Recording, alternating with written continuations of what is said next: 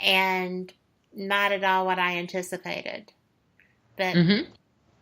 I just like trying to learn as much as I can, and I also like forming my own opinions.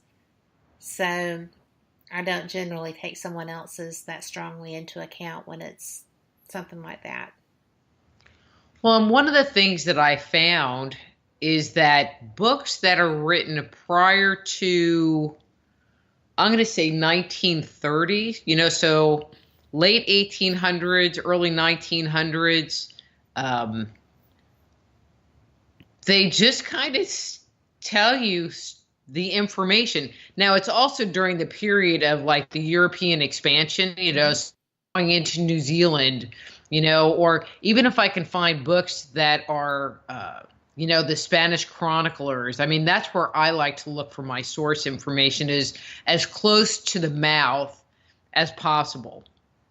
And, but it seems like after the 30s, that material starts to get whitewashed and you don't get all the information. For example, there is this one book, the Gold Mines of Rhodesia, which I think Rhodesia is now Zimbabwe. And this guy's talking about all of these ancient gold mines all over the place, and about how, some of the earliest finds that they have of like these gold nuggets or these gold beads were the most beautiful and the most finely done. And then as they come more current, they're not as well processed, blah, blah, blah, the same line. But what killed me in it was that, he's talking about these gold mines and these burial areas. And then he just is like, yeah, and they found some giants there. And he just like starts talking about these giants. I mean, just kind of in passing, Right? and then just moves on. Well, anymore, you don't find books like that because it doesn't fit the narrative, that they would maybe have an advanced culture in South Africa, and God forbid that you just like, oh, and by the way, we found a bunch of giant bones in this cemetery. We don't even It's get just, that when they find them on a dig where it's a public thing that they found them. They don't even talk about them. mm-mm. That was recent. See, I haven't heard about that one, but it seems like, like Hugh Newman and Jim Vieira, Yeah. write about the giants, but the bulk of the evidence that they provide, and this is not anything against them, but the bulk of the evidence they provide is all like pre 1930, because it stopped being covered after that. And no one's really given me a really good explanation why there was just such a big shift in both, I'm going to say more academic, I don't want to say scientific, academic writing, as well as in like media reporting, because it's not the same. Well, it's not the same, but don't you think that a lot of that had to do with the time frame as well? Because there was a lot of wheeling and dealing and moving and shaking, and ostensibly there was a lot of alien involvement with governments in that time period as well. With with just kind of helping is my take on it. But I find it interesting because I didn't realize that. I hadn't thought of that, but you're right. So that's fascinating, really. I just don't know, because Roswell was 47, Mm-hmm. and so, the shift happened definitely before that. I mean, by the 30s, it's pretty noticeable that it's different, and it just gets way worse real fast after that. Um, Well, and then there's Roswell, right, but then there's which had to be 47. acknowledged in some manner. So it became Well, false. well, that whole thing is a joke. I Yes. just think it's interesting. We have these, I mean, I'm really glad that people have cell phones, because they're taking pictures of all of this stuff. And the ones that I really appreciate is, I guess it comes from like areas where they have dash cams, and so True. they'll be like filming something, but then there's like multiple people driving along, so you have multiple people. So it's a multiple person sighting, which, all right, how many people do you need to have sighted from all over an area before you go, okay, maybe it's something, like Phoenix Lights, More hundreds or than they thousands of got, right? people, It's hundreds or crazy. thousands of people saw it.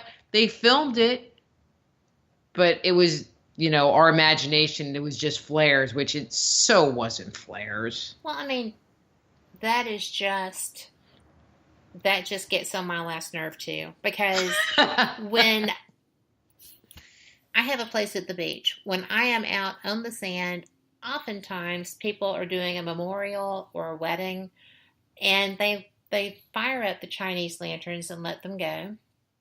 They move in very specific ways, and they move up, and they move very slowly. They do not move in a steady direction because they're windblown, and there is no rhyme or reason to which direction they go. So when I sit there and I'm reading what is ostensibly documentation of something of that nature, I'm just like, I know that the education system is designed to dumb down everyone to the same level, which is why so many people who can manage to go to schools outside of the public education system, but it's not that effective. People still have the intelligence to understand that this is a load of crap, Hmm. and they don't want it on their shoes. So, it's insulting. Well, and I think, and I don't mean to get into the whole political thing, but as we watch this crazy political atmosphere unfold before our very eyes, it's kind of like, so who's telling the truth and who are the big fat liars? And if it's there, then how far spread is it into everything that's going on? Right? And I think people are watching it on the big screen. Yes, absolutely. It blows my mind. I have never understood if you're going to try to sell something, at least try to sell it well. you know, put some money into this, put some effort into this, make me believe.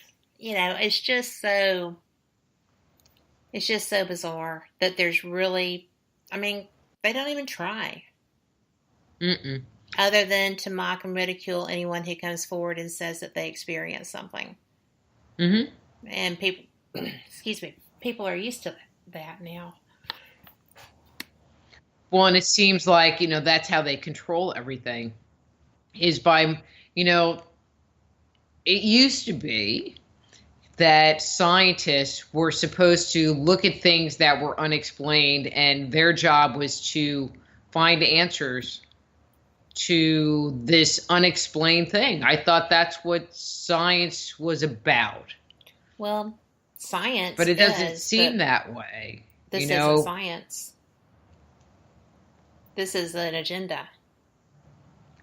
well, I know that, and you know that, and probably your listeners know that, but it's kind of like, well, then why say that it's science? Because it's not. It's just managing and keeping, the status quo. And when that shifts, it never ends well for the people that were trying to hide things. No. And people, you know, it seems like the people that are trying to control that narrative forget that because they do go shoddy on how they're trying it. Or they just like act like nothing ever happened. I mean, I really am waiting for a UFO to land on the White House lawn, so then all the naysayers you can just be like, ha ha, you know.